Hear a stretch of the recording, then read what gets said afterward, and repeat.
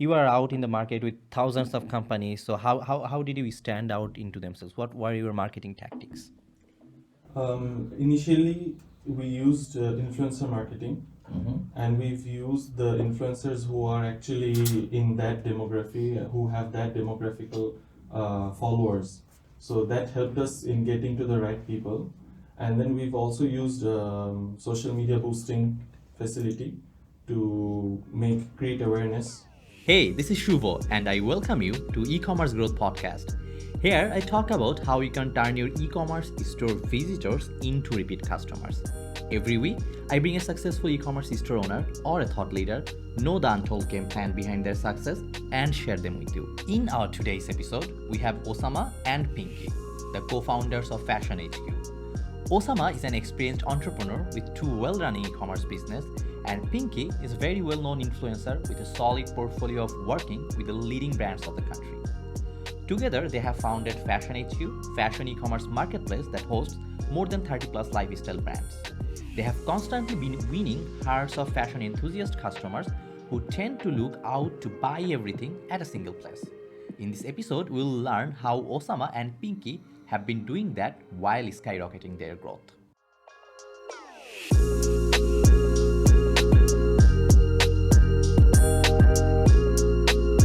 So thank you, Osama and Pinky, for joining us today. We want to know about your story, how you guys started. Okay, thank you so much for having us. And we started in July, August of 2020. We started right after Eid, which was Eid ul Fitr. We started right after that because there was a lockdown at that time, and then we felt like basically I had the idea about going into different brands, going their e-commerces and actually buying products, which was a very big hassle. So then I thought of, I stayed abroad and I've seen e-commerces that have a lot of local brands under one platform. So I thought, like, why don't we have something like that? And Pink had a lot of good connections with vendors and local merchants. Then she and I worked together to build this platform, Fashion HQ, where we have a lot of local other vendors who are selling their products through us. And right now we are also have our own brands catering to different customers like women and then their ethnic clothing and winter clothing, summer clothing, trendy clothing. Yeah. All right. So in Fashion HQ, how many sellers and how many brands do you have right now? We have around 30 plus vendors currently. We used to have 40 plus vendors, but working with each vendor has its own challenges. So we've come down to 30 vendors who are actually, properly having sales in our website and are up to date with what's going on in the third party website world. All right. So who would you classify your ideal customers are?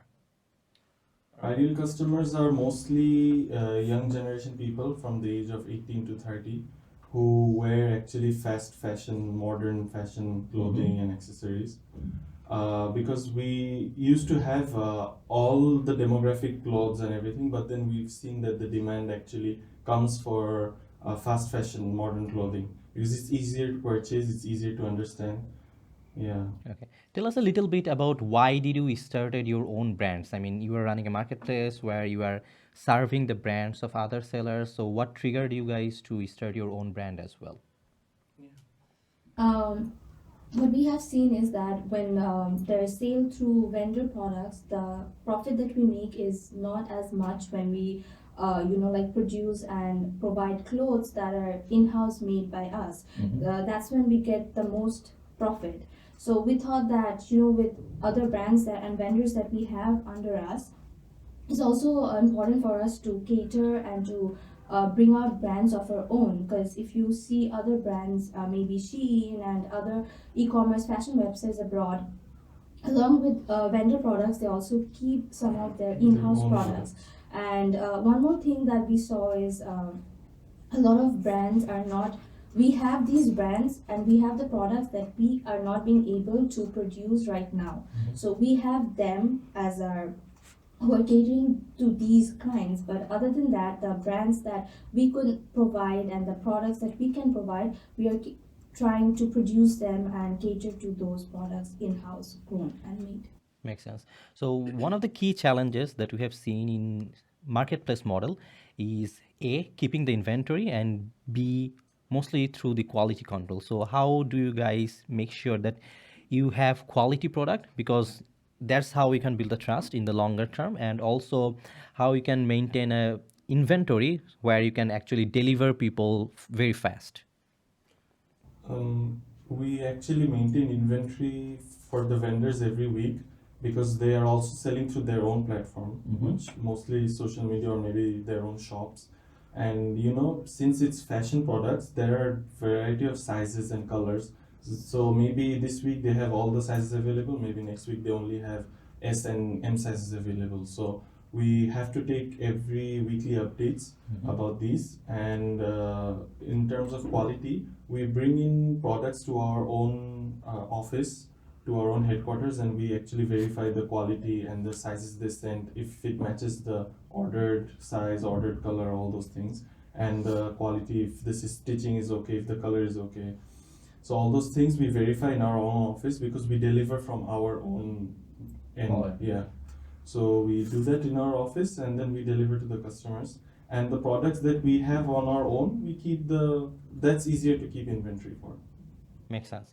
So when you have the idea of building this fashion marketplace for the tech savvy, fashion savvy generations, how did you actually make sure that people know about your company? Like you are out in the market with thousands of companies. So how did you stand out into themselves? What were your marketing tactics? Initially, we used influencer marketing, and we've used the influencers who are actually in that demography, who have that demographical followers. So that helped us in getting to the right people. And then we've also used social media boosting facility to create awareness. Yeah. So let's talk a little bit about the influencer marketing. So we know, Pinky, you yourself is an influencer. So how did your career help Fashion HQ grow? So, as an influencer, we have the responsibility of promoting a brand if the brand that we are working with is actually legit. Because with us, we are being questioned if the brand that we're promoting is not providing the services that they promise to provide. So in that way, since I have worked with a lot of big brands like Vivo, Grameenphone, and Lux, Veet, and a lot of products from Unilever, I already had a brand image that I have created. So when I started working with Fashion HQ, people already had that trust in me that this person works with big brands or this person a person have a strong portfolio. So when we came up with Fashion HQ, since I already had that trust built in for my followers, people knew that this is something legit or this is something that's going to provide good service. So Fashion HQ was more like already had that trust built through me. And one advantage that we had was since I had a lot of connections with the influencers that are in our country right now, it also helped us to connect to other influencers and help Fashion HQ faster than maybe if a different e-commerce website, when they try to work with influencers, there's a huge gap and it takes a lot of time to get in touch with an influencer. But since I was an influencer myself and my colleagues are also influencers, it was easy for me to get the connection and to boost our platform. And one more thing that I also feel is that to work with influencers, you need to know the people that you want to, the influencers that you want to work with to make your brand stand. What that means is with fashion, if I am trying to promote through an influencer who's an artist, that's not going to boost my sales. I have to focus on influencers who are fashion focused. So we did a survey on influencers who were fashion focused or influencers who had fashion focused followers. So in that way, when these influencers wore our clothes or the vendors' clothes that we have under us, that automatically directed and trafficked sales and customers to Fashion HQ's website. So, did you have any challenges working with the other influencers? No, we did not. And in fact, what I liked the most and what we both liked is that we saw a lot of new influencers and fashion bloggers reaching out to us to collaborate with us, which is something we are really grateful for. That we did not have to go to influencers to, like, tell them that, do you want to collaborate with us, or do you want to promote our product. There were a lot of new fresh influencers who intentionally and who willingly wanted to work for us and with us. Because that would increase their brand image as Yes. well. Yeah. So, running a marketplace is not an easy task. So there are lots of bits involved. You have to maintain the sellers, you have to maintain the customers, you have to maintain the inventories, quality control, deliveries, and everything. So, in your cases, what are the biggest challenges that you faced till now? The biggest challenge that I faced is mostly with customers. Before ordering, they have so many questions, and also they're not. Most of them are not so inclined to offer from websites. Then there's another problem of taking advance payment, because a few products maybe during Eid time we have, which is a bit of high price. So sometimes we take advance money, because that customer can any day back out, like they might not want to buy it, and then we've customized the product for them, we've made the product for them, and in the end it's not being sold. So there is a problem in trust with customers, I would say. Other than that, deliveries and handling vendors, those are fine. I mean, the biggest challenge we face is dealing with customers, making them understand how things work, and yeah, that's about it. And this also comes from an external factor, which is the e-commerce arena of Bangladesh. Because big e-commerce have played such a role that we are having to have the Trust issue. trust issues. We are having the side effects basically. And what are you doing to, let's say, build the trust in between your customers? First thing is, we're trying to provide good quality clothes. We're trying to keep our promise. And the other thing is, we're trying to make it easier for them to talk to us. And we're trying to make it very easy. Every day we're trying to make it easy for them to order from the website. I mean, we have to go and see, like, what are the challenges they're facing, what are the feedbacks they're giving. Based on those feedbacks, we're trying to change our operations and the website's face, basically. Right. Yeah. So, in almost just 2 years, I think less than 2 years, right? Yeah. You have sort of doubled your sales. So, what would you tell that actually triggered for you guys? What worked the best? I would say we made the operations much more smoother, because we had a lot of vendors who have maybe one collection in the whole year, and we're keeping those collection, and then once they're sold out from their end, the customers want more products and we don't have them. So we've had our own brand that really helped us in doubling the sales, because when a customer wants something, we can always tell them, okay, you can buy the same thing from this brand, because that brand has stocked out, or maybe doesn't have the stock anymore, or maybe they'll restock, whatever the issues are. Our own brand helped us a lot.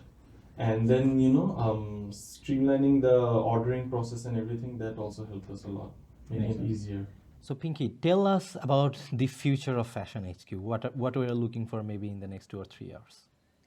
We believe that we want to be the biggest fashion provider, and with fashion we believe that anything related to fashion we can provide under one roof through FashionHQ. And maybe in the future we want to go international, like Shein, ASOS, because that's what motivated and inspired us to do something like this in Bangladesh, given Bangladesh is the second most garment producing industry. So having its own fashion e-commerce is something that I believe Bangladesh needs to have. And also, I'd like to add a few more things to that. Is right now we're, as we mentioned earlier, fast fashion, modern. So we're doing all those things right now, which is trendy and easier to buy. But we'll soon be focusing on the cultural, traditional items, traditional fashion, which is maybe salwar kameez, sari, Punjabi, and with those comes customizations and then size requirements. will be bringing those fit assistance things, so it's easier for the customer to understand the sizing, the design, and it's easier for them to customize as well. So And what are you guys planning to scale up your business? Like, let's say you are doing twice sales than you were doing last year, but let's say you can have 10x sales in the next year as well. So, what sort of challenges you will be having when you have that sort of sales, or you can take care of the operations? The capacity that we have now is doubled since we've started. So we'll have to increase our own capacity of providing clothes and providing what customers actually want. So, as soon as we can do that, we can market it in that way. So right now, if a customer comes and wants saris and all, we won't be able to provide the best product out there. But once we have that, like, okay, we know we're capable, then we can market and then we can grow on our own. Yeah. So, as you are now also having your own brands, do you see you guys opening a offline store as well? I believe we started online, and the next generation is going to be online based. Yeah. Given the COVID situation has taught a very big lesson that online sales are more efficient than offline sales, because if there is a strike, these shops will be closed. So there won't be any sale for that particular day. But with online sales, there's always the opportunity that if I'm not being able to go outside, or if I'm having a time constraint, I can easily just hop on the website and place my order. So initially and right now, we believe that we want to stay online, because that's how we started. In the near future, we might Open have a virtual yeah. a virtual shop with Virtual maybe shop. like they can come You to know, the store and see the in products. Singapore, there's Zalora, and they have Zalora.com, which is fashion e-commerce. They have this store where you can actually go and order from that store through online. Okay. Yeah, so the computers are set up. There's nothing in the store except for computers. And we were thinking of something similar to that, but also you can have a display room, because people sometimes want to touch and feel and see. Makes So sense. yeah, we can have a display room there. But this is the future of retail as well. You go into the shop to order online. Makes sense. Just a quick recap of FashionHQ for our audience. FashionHQ is basically a marketplace for all the fashion products. It's targeting the tech-savvy, fashion-savvy young people of Bangladesh so that they can buy all the fashion products they normally need into one single place through online. They are having a few of their own brands as well, so that they can make sure about the quality and also the deliverability of the products. They are currently not looking to open up any offline stores very recently, but they are looking into different technological advantages, like maybe opening up a virtual shop, or maybe opening up a store where people can just feel the products and buy online as well. And in terms of marketing and growth, what really worked from them is influencer marketing, and a big push for it was maybe because of Pinky, as she herself is one of the influencers. So that helped them a lot as well. And they are currently growing at twice X each year, but they are trying to grow more faster in the upcoming years. So that would be all. Thank you, Osama and Pinky, for being in our host. Thank you so much for having having us. That will be all for today's episode. Don't forget to subscribe to my podcast. I'll drop a brand new episode each week. Also, join our Facebook group and subscribe to our YouTube channel if you haven't already. I'll put the links in the description box. See you in the next episode of e-commerce growth.